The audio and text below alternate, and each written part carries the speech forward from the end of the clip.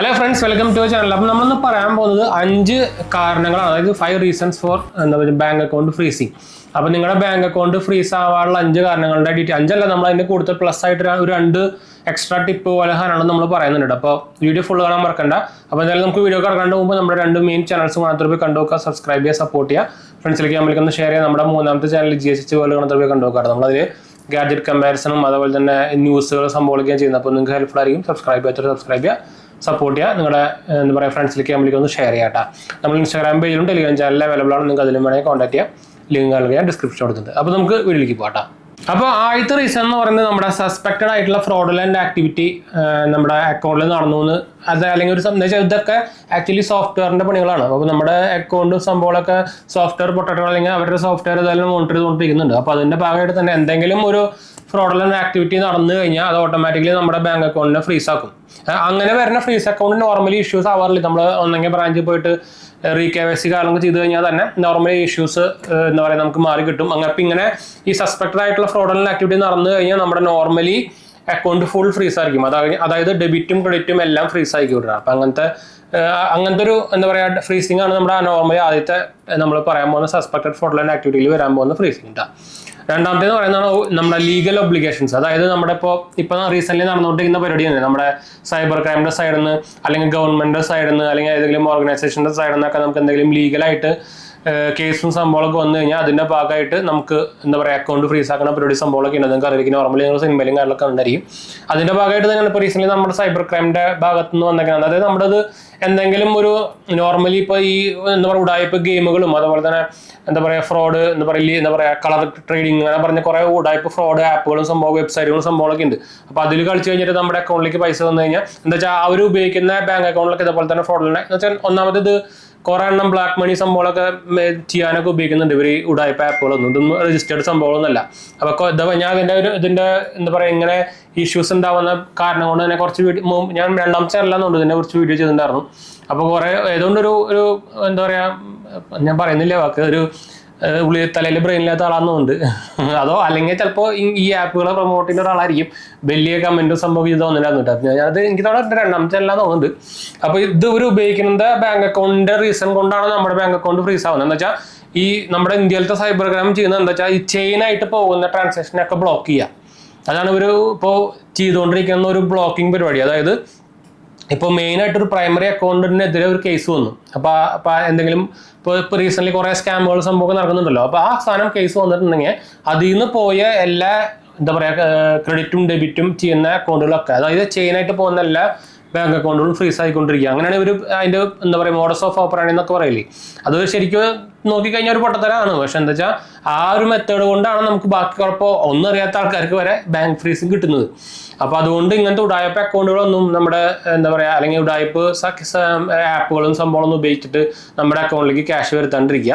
അതുപോലെ തന്നെ മെയിൻ ആയിട്ടുള്ള പ്രൈമറി ബാങ്ക് അക്കൗണ്ട് ഇതിന് ഉപയോഗിക്കാണ്ടിരിക്കുക. അതാണ് നമുക്ക് ആകെ ചെയ്യാൻ പറ്റുന്ന സംഭവം. എന്ന് വെച്ചാൽ ഈ സൈബർ ക്രൈമിന്റെ സൈഡിൽ നിന്നൊക്കെ നമുക്ക് ഫ്രീസിങ് വന്നാൽ ഒന്നും ചെയ്യാൻ പറ്റില്ല. ബാങ്കുകൾക്കടക്കം ഒന്നും ചെയ്യാൻ പറ്റില്ല. ആ കേസ് കഴിഞ്ഞാൽ അവരത് അങ്ങനെ ഫ്രീസ് ആയി എടുക്കും, അല്ലെങ്കിൽ ആ എമൗണ്ട് ലീനായി എടുക്കും. അത്രേ ഉള്ളൂ. 3ാമത്തേന്ന് പറയുന്നത് മണി ലോണ്ടറിങ് കൺസേൺ. ഇപ്പോൾ ഞാൻ നേരത്തെ പറഞ്ഞല്ലോ, ഈ ഇതുപോലെ ആപ്പുകൾ സംഭവങ്ങളൊക്കെ കുറെ എണ്ണം ഈ മണി ലോണ്ടറിങ് സംഭവത്തിന് ഉപയോഗിക്കുന്നുണ്ട് കുറെ എണ്ണം. അപ്പോൾ ഇത് മണി ലോണ്ടറിങ് ഇപ്പോൾ ഈ റൂൾസും കാര്യങ്ങളൊക്കെ ഭയങ്കര സ്ട്രിക്റ്റ് ഉണ്ടാവും. അതിനെതിരെ അപ്പോൾ അങ്ങനത്തെ എന്തെങ്കിലും നമ്മുടെ ബാങ്ക് അക്കൗണ്ടൊക്കെ യൂസ് ചെയ്തെന്ന് പറഞ്ഞു കഴിഞ്ഞാൽ പിന്നെ പണിയാണ്, കേസും വരും, അതുപോലെ 2 ബാങ്ക് ഫ്രീസിങ് വരും. അതാണ് നമ്മുടെ 3ാമത്തെ മണി ലോണ്ടറിങ് കൺസേൺ വന്നു കഴിഞ്ഞാൽ. 4ാമത്തെയാണ് അക്കൗണ്ട് മെയിൻ്റനൻസ് ഇഷ്യൂ. അതായത് ബാങ്കിന്റെ റിലേറ്റഡ് ആയിട്ടുള്ള എന്തെങ്കിലും റൂൾസ് അല്ലെങ്കിൽ KYC കറക്റ്റല്ല, അല്ലെങ്കിൽ നമ്മൾ മെയിൻ്റനൻസ് ആയിട്ട് എന്താ പറയുക കുറേ കാലമായിട്ട് അക്കൗണ്ട് ഡീആക്ടിവേറ്റഡ് ആണ് അല്ലെങ്കിൽ തീരെ ആക്ടിവിറ്റി ആവുന്നില്ല, അങ്ങനത്തെ സമയത്തൊക്കെ നമുക്ക് വേണമെങ്കിൽ ബാങ്ക് ഫ്രീസിങ് അവർക്ക് നടത്താൻ പറ്റും. പക്ഷേ ഈ കാര്യത്തിൽ നമ്മൾ ആദ്യം പറഞ്ഞ കാര്യത്തിൽ നമുക്ക് KYC ചെയ്തിട്ട് നമ്മൾ കേട്ടിട്ടുണ്ടായിരിക്കും നമ്മുടെ അക്കൗണ്ട് ഡോർമെന്റ് ആവുമെന്നൊക്കെ പറഞ്ഞ് കേട്ടിട്ടുണ്ടായിരിക്കും.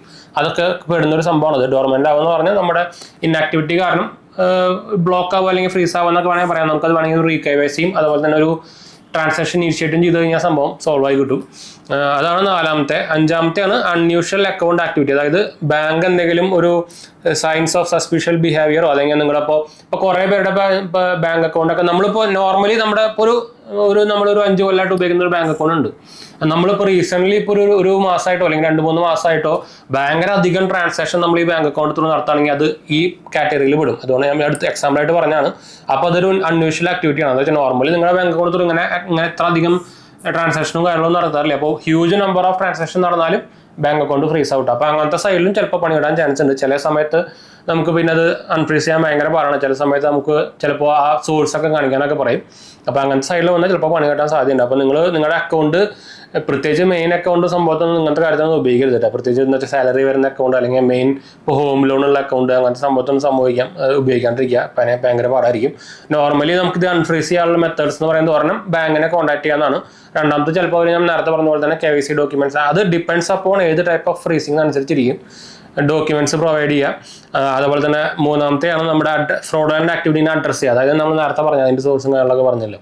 പിന്നെ ലീഗൽ മാറ്റേഴ്സ് എന്തെങ്കിലും ഉണ്ടെങ്കിൽ അത് റിസോൾവ് ചെയ്തിട്ട് ആദ്യം പിന്നെ ബാങ്കിനെ കോൺടാക്ട് ചെയ്യുക.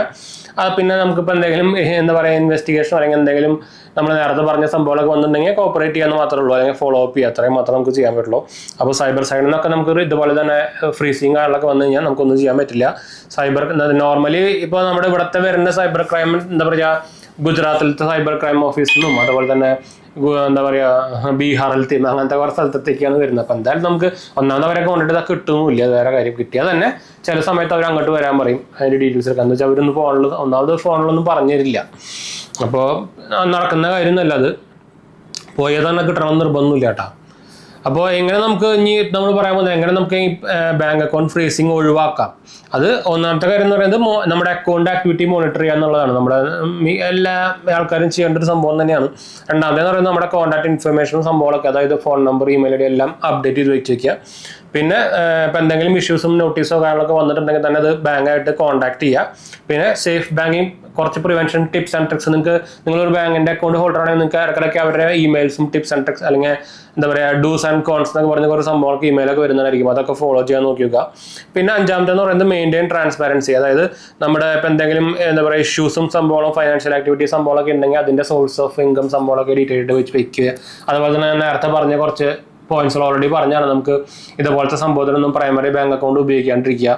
അതുപോലെ തന്നെ ഇങ്ങനത്തെ ഉടായ്പ ആപ്പുകളും വെബ്സൈറ്റൊന്നും ഉപയോഗിക്കാണ്ടിരിക്കുക. അതായത് നമ്മുടെ ഏണിംഗ് ആപ്പുകൾ അങ്ങനെ സംഭവമൊക്കെ ഉണ്ടല്ലോ, അതൊന്നും ഉപയോഗിക്കാണ്ടിരിക്കുക. അതിൽ ഈ ഏണിംഗ് ആപ്പിലും അതുപോലെ തന്നെ ഏണിംഗ് വെബ്സൈറ്റുകൾ, അതുപോലെ തന്നെ ഗെയിമിംഗ് ഏണിംഗ് ആപ്പുകൾ എന്താ പറയുക, പിന്നെ നമ്മുടെ ഫേമസ് ആയിട്ടുള്ള സംഭവം എന്താ വീഡിയോ ഞാൻ പറഞ്ഞു സംഭവം തന്നെ ഗെയിം തന്നെ ഗാംബ്ലിംഗ് ആപ്പുകൾ, സാധനം പേര് കിട്ടണമെന്നില്ല. അപ്പോൾ ഇങ്ങനത്തെ സാധനങ്ങളൊന്നും പോയി കളിക്കാണ്ടിരിക്കുക. കൊടുത്തു കഴിഞ്ഞാൽ ക്യാഷ് കിട്ടിയത് തന്നെ നമുക്ക് യൂസ് ചെയ്യാൻ പറ്റില്ല, ഫ്രീസ് ആയി എടുക്കും. അപ്പോൾ അതൊരു നെഗറ്റീവ് മാർക്കാണ്. ചിലപ്പോൾ ഡിപ്പെൻഡ്സ് അപ്പോൺ കേസ് ആയിരിക്കും. ചിലപ്പോൾ നോർമലി ഇങ്ങനത്തെ ഇഷ്യൂസിനൊന്നും വേറെ ലീഗൽ ഇഷ്യൂസ് സംഭവമൊന്നും വരാറില്ല. പക്ഷെ അത് ഞാൻ നേരത്തെ പറഞ്ഞല്ലോ, അത് എന്ത് ടൈപ്പ് ഓഫ് കേസാണ് ആ അക്കൗണ്ട് വന്നേക്കുന്നത് അനുസരിച്ചിരിക്കും. ചിലപ്പോൾ കോടതിയൊക്കെ കയറുന്ന വരും, പറയാൻ പറ്റില്ല. അപ്പോൾ ഇതുപോലെ കുറേ പൊട്ടന്മാരൊക്കെ ഒന്ന് പറയും ഇതൊന്നും ലീഗലാണെന്ന് വാങ്ങിക്കാന്ന് പറഞ്ഞിട്ട് ചിലപ്പോൾ കമന്റിലും കാണാൻ നിങ്ങൾക്ക് ഞാൻ നേരത്തെ പറഞ്ഞ പോലെ തന്നെ. അപ്പോൾ നിങ്ങളുടെ അക്കൗണ്ടാണ്, നിങ്ങളുടെ ക്യാഷാണ്, പണി കെട്ടാണ്ടിരിക്കണമെങ്കിൽ ഇതുപോലത്തെ സേഫ് ബാങ്കിങ് ടിപ്സുകളും സാമ്പിളൊക്കെ എന്താ പറയുക ഫോളോ ചെയ്യാം കേട്ടോ. അപ്പോൾ ഇതൊക്കെയാണ് നോർമലി വരുന്ന 5 റീസൺസുകൾ. ഇതിൽ മെയിനായിട്ട് കോമൺ ആയിട്ടുള്ള സംഭവം നോക്കിക്കഴിഞ്ഞാൽ ഒരെണ്ണം നമ്മുടെ P2P ട്രാൻസാക്ഷൻ, നമ്മുടെ എന്താ പറയുക ക്രിപ്റ്റോ P2P ട്രാൻസാക്ഷൻ. എന്താ വെച്ചാൽ ഈ P2P ട്രാൻസാക്ഷൻ ക്രിപ്റ്റോ കുറേ ഇല്ലീഗൽ ആക്ടിവിറ്റി നടക്കുന്നുണ്ട്. അതിന്റെ ഭാഗമായിട്ടാണ് ഇപ്പോൾ മെയിൻ സംഭവങ്ങളൊക്കെ ഇതുപോലെ ഇപ്പോൾ ബിനാൻസ് ആപ്പ് ഒക്കെ വരുന്നുണ്ട് ഇഷ്ടം പോലെ. എന്ന് വെച്ചാൽ ബിനാൻസ് ആപ്പ് റീസെന്റ് ബാൻ ആയിട്ടാണ്, ഇപ്പോൾ അത് അൺബാൻ ആയിട്ടുണ്ട്. പക്ഷെ എന്നാലും അതിൽ കൂടെ നടക്കുന്ന P2P ട്രാൻസാക്ഷനൊക്കെ ഫ്രീസ് വരുന്നുണ്ട് കേട്ടോ. അപ്പോൾ സൂക്ഷിക്കാൻ മറക്കണ്ട. രണ്ടാമത്തെയാണ് നമ്മുടെ അതുപോലെ ഏർണിങ്സ് ആപ്പുകളും വെബ്സൈറ്റുകളൊക്കെ ഉപയോഗിക്കുമ്പോൾ വരുന്ന സംഭവങ്ങൾ. ഈ രണ്ടെണ്ണമാണ് മെയിനായിട്ട് കോമൺ ആയിട്ട് വരുന്നത്. പിന്നെ ബാക്കിയുള്ളത് നമുക്ക് നമ്മുടെ എന്താ പറയുക KYC അപ്ഡേറ്റ് ചെയ്യാത്തതും അല്ലെങ്കിൽ KYC എക്സ്പയർഡ് ആയിട്ടുള്ളതും അല്ലെങ്കിൽ എന്താ പറയുക സസ്പിഷ്യസ് ആക്ടിവിറ്റി ആയിട്ട്, അതായത് പെട്ടെന്ന് അക്കൗണ്ടിൽ ഭയങ്കര നമ്പർ ഓഫ് ട്രാൻസാക്ഷൻ കൂടി കഴിഞ്ഞാൽ ഫ്രീസ് ആവുക, അങ്ങനെ കുറേ സംഭവങ്ങളൊക്കെ നടക്കുന്നത്. അതൊക്കെയാണ് മെയിനായിട്ട് 3 നമുക്ക് പറയാനുള്ളത്. എന്ന് വെച്ചാൽ മെജോറിറ്റി ആൾക്കാരുടെയും ഫ്രീസ് ആവുന്ന മെയിൻ റീസൺസുകൾ. അപ്പോൾ ഈ മെയിൻ റീസൺസുകൾ നമ്മൾ ലാസ്റ്റ് പറഞ്ഞ നമ്മുടെ KYC അങ്ങനെ സംഭവമൊക്കെ ആണെങ്കിൽ മാത്രമേ നമുക്ക് ഡയറക്റ്റ്ലി സോൾവ് ചെയ്യാൻ പറ്റുള്ളൂ. അല്ലാത്തതൊക്കെ നമുക്ക് പണിയാണ്, പുലിവാലാണ്. ചിലപ്പോൾ ക്യാഷ് ചിലപ്പോൾ ലൈഫ് ടൈം ആയിട്ട് ഹോൾഡ് ആവും. അപ്പോൾ അങ്ങനെ പണിയൊക്കെ വരാം. അപ്പോൾ സൂക്ഷിച്ച് മാത്രം കൈകാര്യം ചെയ്യാം. അപ്പോൾ എന്തായാലും നമുക്ക് അതിൻ്റെ പേര് നമ്മുടെ 2 ചാനൽസ് മാത്രമേ കണ്ടുവെക്കുക, സബ്സ്ക്രൈബ് ചെയ്യുക, സപ്പോർട്ട് ചെയ്യുക, മനസ്സിലാക്കാൻ പറ്റും, ഒന്ന് ഷെയർ ചെയ്യുക. അടുത്ത വീഡിയോ കാണാം.